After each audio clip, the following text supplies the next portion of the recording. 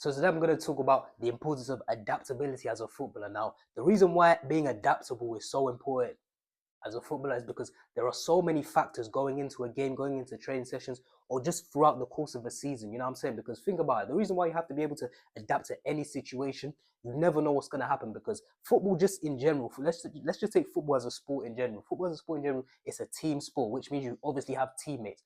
Bro, the reason you have to be adaptable is maybe one of your teammates is just on bullshit that day. Maybe he's just playing trash, and then you have to cover for him, or maybe one of your teammates gets injured maybe mid game, and then your coach has to sort of change the system. And then what happens when your coach changes the system? Maybe you have to play a different position, so you can't be there moaning that, oh, I'm not playing in my position. It's like, nah, you just have to get it done. You have to adapt, and you just have to sort of just get it done. Maybe you were playing a 4-3-3 formation and you're playing on the left wing, but your coach has changed it to like a 3-5-2. Now you're playing more as a left wing back. You know what I'm saying? So there's literally so many factors. Obviously, football as well is outside weather conditions. Weather conditions can play a huge part. If you're a centre mid and you can see it's raining and you're playing on a terrible pitch, all right, cool, I can't take too many touches. I literally have to, be extra aware of my surroundings. Make sure I'm scanning, and then playing one or two touch, take less touches on the ball, because obviously we've all been there when the pitch is muddy. You can't really play on the ball. The ball's getting stuck, it's bubbling. Maybe it bubbles up, it hits your shin, and then you're chasing your first touch. Like, it's horrible. So obviously, weather conditions. You know what I'm saying? So literally, literally things like that as well. Obviously, like I said, your teammates, your coaches as well. You have to rely on your coaches. Your coach ultimately has to pick the team, so he has to have his trust in you, and he has to pick you. Obviously, we know in football there's people like to say politics, people like to say favoritism, which I don't like to use excuses, but it definitely is a thing. You definitely get situations where there are better players on the bench than there are in the starting 11, but simply because of politics and favoritism, for whatever reason, it just happens where a coach might just not like you. He's maybe just not feeling you. Maybe he knows you're a good player, but there's just something about you that he doesn't like. Obviously, you have to navigate that. Maybe there's one particular part of your game that he just doesn't like about you. Maybe you're a winger, and despite you're ripping up every single fullback every single game. Maybe he plays the other winger simply because the other winger is better at tracking back than you. Even though you feel like you're the star player, you're scoring goals, you're getting assists, you're constantly beating your man like 8 out of 10 times, but simply for the fact that you don't really track back, then your coach is like, nah, I don't like this guy. It doesn't track back, so I'm playing the other player. Like, it's literally small things like that. When you get small things like that when it comes to football. When you're playing a sport like, it's very different to a sport like darts. Like, the things with darts is that, let's be honest, you're inside all the time, so there's no weather conditions. It's a singular person sport as well, so you don't have to rely on your teammates. You're literally just there in your mind, in the zone. You know what I'm saying? And obviously, like I said, with the weather condition, it's not like you're throwing the darts and then you have to be wary of like the wind. So maybe if the wind's blowing to the right, I have to sort of throw my dart more to the left. Like, it's none of that. It's inside. I feel like in a sport like darts, it's in a much more controlled environment. You get what I'm saying? And even in a sport like darts, it's like, yo, you don't even have to factor in your opponents. That's another thing I forgot to say with football. Football, you have to factor in your opponents. Maybe your opponents are just having the game of their lives that day. Maybe you're playing against a team where you thought, oh, it's gonna be easy, we'll smash this team. But for some reason that day, they're just on it, they're just motivated, they're just hungry. And then obviously you have to, once you see that they're hungry and they've come into play, you have to, raise your game. But I feel like in a game like darts, it's like, yeah, the opponent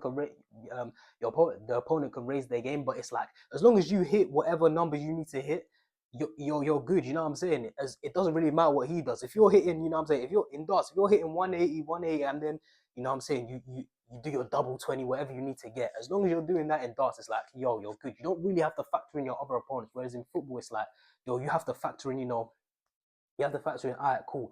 Let's say you're a winger, you have to factor in, all right, cool.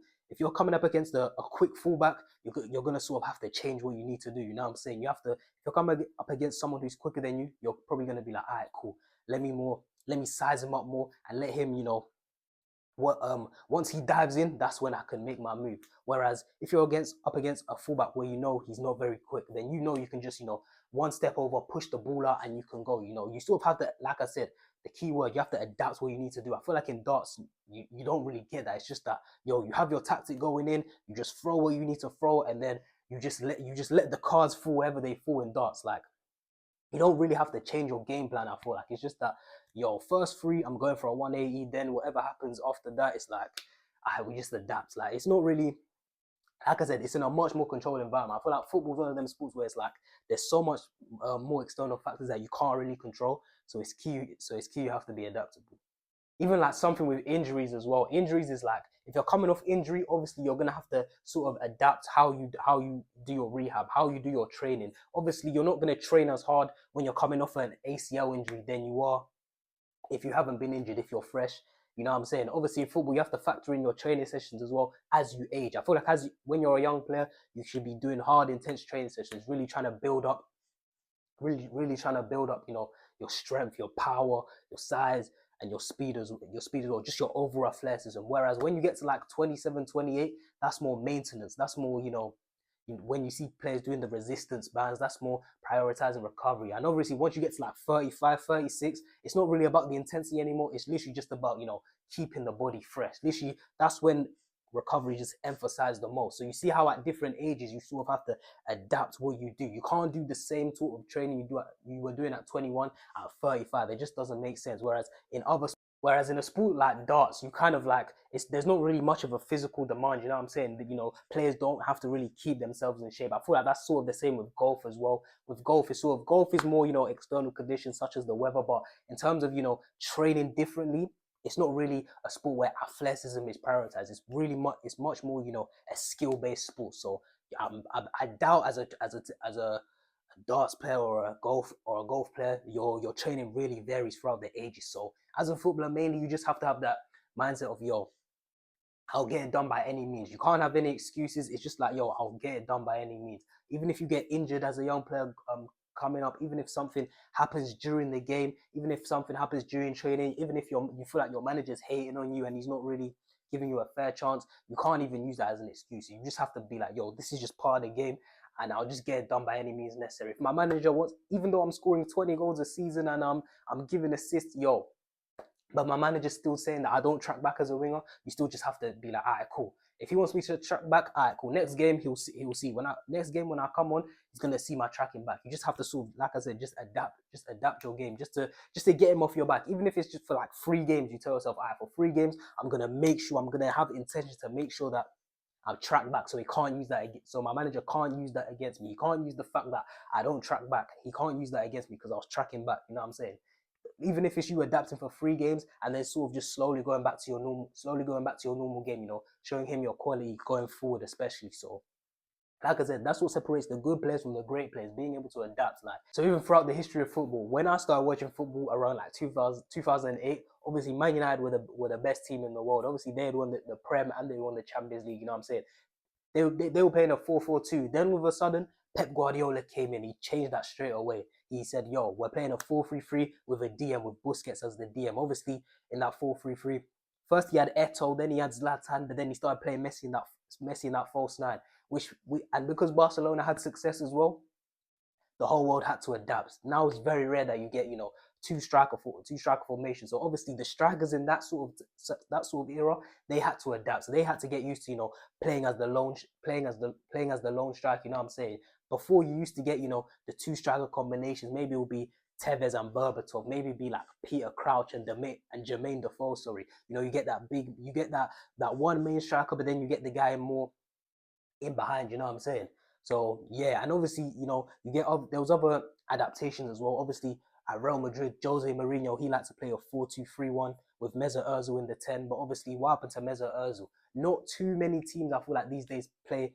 In fact, no, I feel like the number 10's actually coming back. But there was a period of time between, like, I want to say maybe between like 2018 to like 2021, 2022, where it felt like the number 10s were dying. Like, they'll just, no team was really playing as a number 10. All teams were playing, 4-3-3 with a DM and 2-8. So guys like Mesut Ozil, guys like James Rodriguez, you know what I'm saying?